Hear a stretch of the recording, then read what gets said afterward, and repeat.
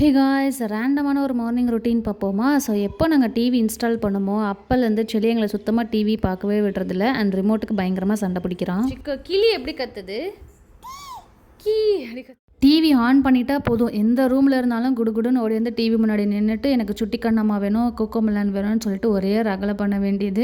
Maximum காலையில் டிவியெல்லாம் போட்டே விட மாட்டோம், கீழே கூட்டிகிட்டு வந்துடுவோம். இல்லை யாராச்சும் ஒருத்தவங்க வந்து அவனோட விளையாடிட்டு இருப்பாங்க. ஸோ நான் வந்து இன்றைக்கி பிரேக்ஃபாஸ்ட் செய்கிற வேலையும் எனக்கு எதுவுமே இல்லை. அதனால் நான் அவனை கூட்டிகிட்டு மாடிக்கு போயிட்டேன். ஏன்னா கீழே மழை பெஞ்சதுனால ரொம்ப ஈரமாக இருந்துச்சு.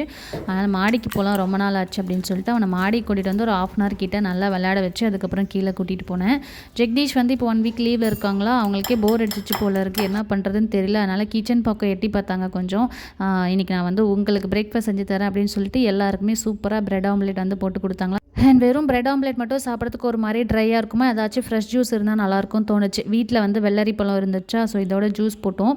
சின்ன வயசில் நிறைய டைம் இந்த பழம் சக்கரை தொட்டு சாப்பிட்ருக்கேன், நல்லா டேஸ்ட்டாக இருக்குது. இப்போ கொஞ்சம் டேஸ்ட் குறைஞ்ச மாதிரி இருந்துச்சு. செலியாக்கும் ஒரு ஆம்லேட்டும் இதோட பழமும் அப்படியே வச்சு கொடுத்து பிரேக்ஃபாஸ்ட் முடிச்சிட்டோம்.